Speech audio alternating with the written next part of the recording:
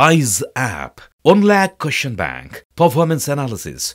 Online classes by experts. Telangana ముఖ్యమంత్రి రేవంత్ రెడ్డి గారిని మాజీ డీఎస్పీ నళిని కలిసి సంచలనమైనటువంటి రిపోర్ట్ ఆయనకు అందజేసిన నేపథ్యంలో రేవంత్ రెడ్డి నళిని గారికి కీలక పదవి ఇవ్వబోతున్నారా, నళిని గారికి రేవంత్ రెడ్డి బంపర్ ఆఫర్ ఇవ్వబోతున్నారా అంటే అవుననే సమాధానం ఇస్తున్నారు కొంతమంది రాజకీయ విశ్లేషకులు. ఇక ఇదే అంశానికి సంబంధించి మనతో మాట్లాడేందుకు ప్రముఖ సీనియర్ జర్నలిస్ట్ దుర్గాకుమార్ గారు మనతో ఉన్నారు. ఆయనతో మాట్లాడదాం. సార్ నమస్తే అండి. నమస్కారం కృష్ణ గారు, వీక్షకులు కూడా నమస్కారం. సార్, మాజీ డీఎస్పీ నళిని గారు ఈరోజు రేవంత్ రెడ్డి గారిని కలిసి ఆయనకి ఒక రిపోర్ట్ అందజేశారు. అసలు ఆ రిపోర్ట్లో ఏముంది అనేది ఇప్పుడు సర్వత్రా చర్చనీయాంశంగా మారిన నేపథ్యం. అలాగే రేవంత్ రెడ్డి నళిని గారికి ఒక కీలక పదవి ఇవ్వబోతున్నారంటూ కూడా ఒక వార్త బయటకు వచ్చిన నేపథ్యంలో అసలు ఆ రిపోర్ట్లో ఏముంది, ఈవిడికి నిజంగా రేవంత్ రెడ్డి గారు కీలక పదవి ఇవ్వబోతున్నారా అంటే ఏం చెప్తారు సార్? యాక్చువల్గా ఈమె దోమకొండ నళిని గారు. ఈమె నల్గొండ జిల్లా భువనగిరి ప్రాంతానికి చెందిన చదువుకున్న విద్యావంతురాలు. ఆమె 2007లో సోషల్ వెల్ఫేర్ హాస్టల్ వార్డెన్గా ఎంపికయ్యారండి. 2006లో ఆమె పనిచేశారు సోషల్ వార్డెన్గా. చేస్తూనే మళ్ళీ ఆమె గ్రూప్ 1 ఆఫీసర్గా రాసి 2007లో డిఎస్పీగా సెలెక్ట్ అయ్యారు. ఆమె మన టెస్పా, అదే అప్పుడు గతంలో అప్ప అనేవాళ్ళు, పోలీస్ అకాడమీలో ట్రైనింగ్ అయ్యారు. పోలీస్ అకాడమీలో ట్రైనింగ్ అయిన తర్వాత ఆమె వరంగల్ జిల్లాలో అక్కడ కొన్నాళ్ళు ప్రొబేషనరీ ఆఫీసర్గా చేశారు. ఆ తర్వాత రెగ్యులర్ డిఎస్పీగా ఆమెని కరీంనగర్ జిల్లాలో పోస్ట్ చేశారు. ఆ తర్వాత మెదక్ జిల్లాలో కూడా పనిచేశారు. ఆమె తెలంగాణ ఉద్యమం కోసం రాజీనామా చేసిన మొదటి వ్యక్తి, ఆ స్థాయి వ్యక్తి నళిని గారే చెప్పుకోవాలి. అవును. ఆమె ఇంకోటి ఏంటంటే, ఆమె రాజీనామా చేసిన కొన్ని గంటల్లోనే ప్రత్యేక తెలంగాణ ఏర్పాటు ప్రకటన వెలువడటం అనేది మరీ విచిత్రం. యాదృచ్ఛికం అనుకోవాలా, లేకపోతే నిజంగా ఆమె రాజీనామా కూడా పనిచేసింది అనుకోవాలా తెలీదు. ఆమె ఎందుకు రిజైన్ చేసిందంటే, తెలంగాణలో ఆంధ్ర పోలీసు ఉన్నతాధికారుల దాష్టికాలు ఎక్కువ అయిపోయినాయి. అంటే వీళ్ళ మీద ఎక్కువ పెత్తనం చలాయిస్తున్నారు, ఈ వేధింపులకు గురి చేస్తున్నారు అనేది ఆమె ప్రధాన ఆరోపణ.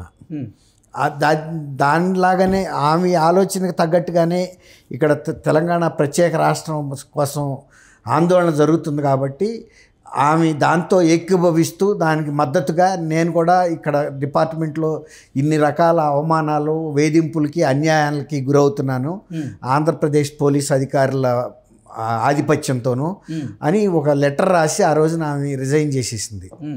రిజైన్ చేసి తెలంగాణ ఉద్యమంలో పాల్గొన్నారు.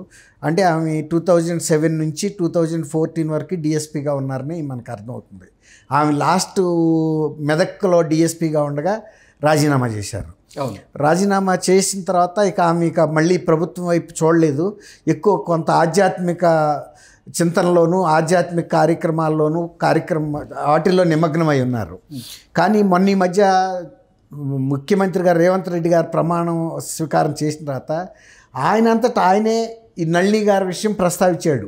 నళిని గారు వచ్చి రేవంత్ రెడ్డి గారిని, నేను తెలంగాణ కోసం రాజీనామా చేశాను, ఇప్పుడు మీరు ముఖ్యమంత్రి అయ్యారు కదా, మళ్ళీ నాకు పోస్ట్ ఇవ్వమని ఏం అడగలేదు.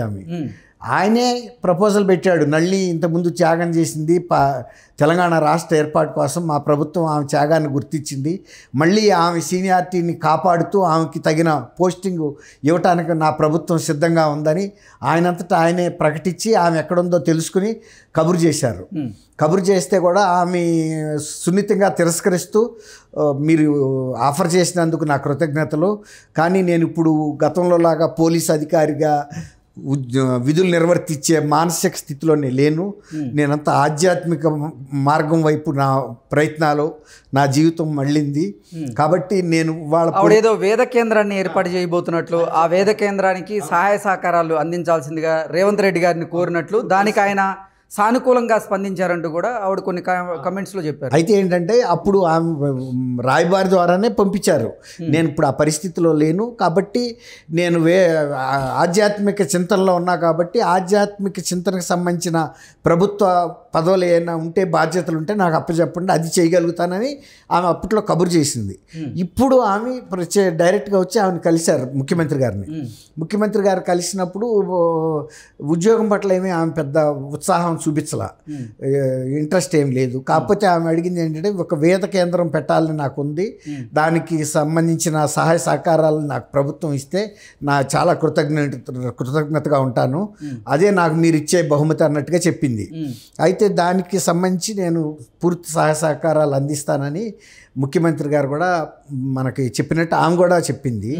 అయితే ఏంటంటే ఆమె ఇప్పుడు ఈ ఆధ్యాత్మిక చింతనకు సంబంధించి ఏదైనా ఒక కేంద్రం కనుక రన్ చేస్తే దానికి సంబంధించిన భూమి కానీ లేకపోతే భవనం కానీ లేదు ఇంకా కొంత ఆర్థిక సహాయం కానీ ఇంకేమైనా కనుక సహాయ సహకారాలు ప్రభుత్వం వైపు నుంచి ఆమె ఆశిస్తున్నారు.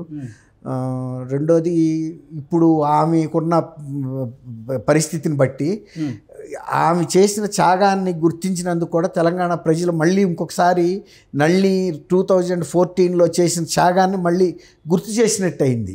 అసలు ఆమె గురించి ఎవరికి ఆరలేదు. తెలంగాణ ప్రభుత్వం ఆందోళన చేసి వచ్చిన ప్రభుత్వమే ఆమె గురించి పట్టించుకోవాలి. టీఆర్ఎస్ ప్రభుత్వం పేరు మారినా ఆమె గురించి స్పందన లేదు.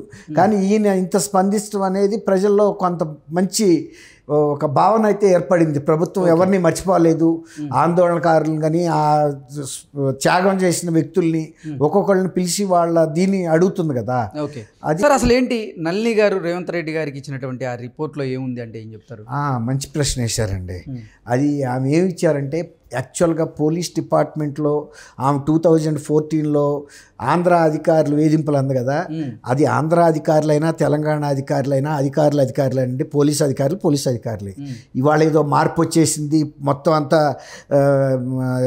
దాన్ని ఏమంటారు స్వచ్ఛంగా మార్పు చేశారనేది ఏం లేదు. ఇవాళ కూడా పోలీస్ వ్యవస్థలో కొన్ని లోపాలు ఉన్నాయని ఆ 16 పేజీల రిపోర్ట్ ఇప్పుడు ఆమె పోలీస్ మాన్యువల్ని మార్చాల్సిన అవసరాన్ని మళ్ళీ రేవంత్ రెడ్డి గారి దృష్టికి ఫ్రెష్గా తీసుకొచ్చారు. ఆ పోలీస్ వ్యవస్థలో సరైన పద్ధతులు అమలు కావట్లేదు. ఆ రోజుల్లో బ్రిటిష్ కాలంలోనూ నిజాం కాలంలో ఉన్న పాత పద్ధతులే ఉన్నాయి. ఇప్పుడు ఆ వేధింపులకు గురైందని కూడా ఆ రోజు చెప్పింది కదండి. ఇవాళ కూడా ఏమీ దాంట్లో సంస్కరణ జరగల. పోలీస్ వ్యవస్థలో సంస్కరణ యాజ్ ఇట్ ఈస్గా కంటిన్యూ అవుతుంది. అప్పుడు ఆమె అన్నట్టు ఆంధ్ర అధికారుల బదులు తెలంగాణ ఉన్నతాధికారులు. కానీ వాళ్ళ ప్రవర్తన పరిపాలన కింద అధికారుల పట్ల ప్రవర్తించే తీరు అదే ఉంది. కాబట్టి ఆమె పోలీస్ మాన్యువల్లో తీసుకోవాల్సిన సంస్కరణల్ని ఒక 16 పేజీల లేఖ ద్వారా ఆమెకి అందించారు ఆమె రేవంత్ రెడ్డి గారికి. దీని మూలాన నాలాగా ఇతరులు ఎవరో బలవద్దని ఆమె కోరుతున్నారు. ఇది పోలీసు ఉన్నతాధికారుల వేధింపులకి గురయ్యి ఒత్తిళ్ళకి గురయ్యి కొందరేమో ఆత్మహత్యలు చేసుకుంటే కొందరు రాజీనామా చేసి వెళ్ళిపోవటం, వీళ్ళంతా బాధ్యతలే కదా. మంచి సంస్కరణలు తీసుకురండి అని ఆమె డిపార్ట్మెంట్లో 7 ఏళ్ల పాటు ఒక డిఎస్పీగాను అడిషనల్ ఎస్పీగా కూడా పనిచేశారు. కాబట్టి ఆమెకు తెలుసు. కాబట్టి పాయింట్ టు పాయింట్ ఈ మాన్యువల్లో చేయాల్సిన మార్పుల గురించి ఇవ్వటం అనేది ఒక రకంగా పోలీస్ సంస్కరణలకి ఆమె శ్రీకారం చుట్టినట్టు అయింది. రేవంత్ రెడ్డి గారు లాంటి వ్యక్తి చేయగలడు కూడా. ఎందుకంటే గతంలో లాగా ఎప్పుడో పూర్వకాల పద్ధతులు పోలీసు ఉన్నతాధికారులు ఇళ్ల దగ్గర ఆర్డర్ రిలీజ్ అని పెడతారండి. వాళ్ళు బట్టలు కూడా ఉతకాలి, పోలీసు అధికారులు ఫ్యామిలీ మెంబర్స్కి ఇస్త్రీ చేయాలి, బూట్లు పాలిష్ చేయాలి. వాళ్ళు కానిస్టేబుల్ క్యాడర్, వాళ్ళు హోంగార్డులు కానీ కానిస్టేబుల్స్ కానీ. అటువంటి పద్ధతులు ఇవాళ ఎవరు చేయగలుగుతారండి? ఇవాళ పోలీస్ కానిస్టేబుల్స్ అంతా గ్రాడ్యుయేట్స్ పోస్ట్ గ్రాడ్యుయేట్స్ ఉన్నారు. ఆ రోజుల్లో అంటే 6th క్లాస్ 7th క్లాస్లో చదివారు. ఇవాళ గ్రాడ్యుయేట్ లెవెల్ని తీసుకొచ్చి పోలీస్ ఫ్యామిలీ మెంబర్స్కి బూట్లును ఇళ్ళు ఊడ్చడం, పాచి పనులు, అంట్లు తోమటం చేయించొద్దు కదండి. అలాంటి సంస్కరణలు ఆమె సూచించింది 16 పేజీల్లో. అందుకు ఆమెను అభినందించాలి. డిపార్ట్మెంట్ వదిలిపెట్టిన తర్వాత కూడా తనలాగా ఇతరులు ఎవరూ బలవద్దు అనేది ఆమె ఆశయం. ఓకే, గతంలో అంటే కేసీఆర్ సర్కార్లో రమణాచారి గారికి ఏదైతే పదవి ఉందో అటువంటి పదవే ఇంచుమించు నల్లి గారికి రేవంత్ రెడ్డి గారు ఇవ్వబోతున్నారు అంటూ కూడా ఒక వార్త బయటకు వచ్చిన నేపథ్యంలో ఏంటి సార్ ఆ వార్తలో వాస్తవం ఉందా? రమణాచారి గారు చేసినటువంటి ఆ కీలక పదవినే ఇప్పుడు ఈ ప్రభుత్వంలో రేవంత్ రెడ్డి గారు నల్లి గారికి ఇవ్వబోతున్నారా అంటే ఏం చెప్తారు? అంటే ఇప్పుడు మనం అట్లా పోల్చుకోకూడదండి. ఆయన లాంటి పదవి అనేది ఎవరికి తగ్గ పదవి వాళ్ళకి ఇస్తారు, అది వేరు. ఇప్పుడు ఆయనేమో కంఫర్టబుల్గా రిటైర్ అయ్యి వెళ్ళిపోయిన ఆయన, ఈవి తెలంగాణ కోసం త్యాగం చేసింది. మధ్యలో చాలా చిన్న కొద్దిపాటి సర్వీస్ మాత్రమే చేసి మిగిలిన సర్వీస్ అంతా త్యాగం చేసింది కదండి. తర్వాత ఆధ్యాత్మికంలోకి వెళ్ళింది. ఆయన రిటైర్మెంట్ అయ్యి అన్నీ అయిపోయిన తర్వాత బ్రాహ్మణ రాష్ట్ర సంఘం అధ్యక్షుడు ఏదో ఇచ్చారు ఆ పదవి. ఇప్పుడు ఆ ప్రభుత్వం వేరు, వాళ్ళ ఆలోచన విధానం వేరు, ఇప్పుడు ఈయన ఆలోచన విధానం వేరు. అంతకన్నా మంచిది కూడా ఇవ్వచ్చు, అంతకన్నా ప్రాధాన్యత ఇవ్వచ్చు. కాబట్టి మనం అట్లా పోలికలుగా పెట్టకూడదు. పోలిక ఏం లేదు, ఇంచుమించు అలాంటి పదవి ఇవ్వబోతున్నారు అనేది వార్త. అంటే ఇప్పుడు ఆయనకి అక్కడ ప్రభుత్వంలో ఉన్న పలుకుబడి వేరు. ఆయన కూడా సిద్దిపేట ప్రాంతానికి చెందిన వ్యక్తి. బీఆర్ఎస్ మన చంద్రశేఖరరావు గారికి బాగా సన్నిహిత సంబంధాలు ఉన్న వ్యక్తి. తర్వాత ఆయన ఒక సామాజిక వర్గానికి చెందిన బ్రాహ్మణ సామాజిక వర్గం. వాళ్ళని ప్లీజ్ చేయడానికి కూడా బ్రాహ్మణ సామాజిక వర్గం కూడా చాలా గ్రామాల్లోనూ ఉంటుంది. కాబట్టి అవన్నీ పొలిటికల్ ఈక్వేషన్తో ఇచ్చారు. ఈవికి అట్లా పొలిటికల్ ఈక్వేషన్ కాదు, ఒక సాక్రిఫైస్ చేసిన మహిళగా. ఈ మహిళ కూడా చిన్న వయసులో త్యాగం చేసింది, పిల్లల భవిష్యత్తును కూడా చూసుకోకుండా మరి ఆమె త్యాగం చేసిన వ్యక్తి. కాబట్టి నిజానికి మరి ఆమెకు తగ్గ సామాజిక గుర్తింపు. ఈమె సామాజిక వర్గం మేరు సామాజిక వర్గం, అంటే వాళ్ళు దర్జీ అంటారు ఇక్కడ తెలంగాణలో, టైలరింగ్ చేసే సామాజిక వర్గం. కాబట్టి ఇంకా బీసీ అన్నమాట.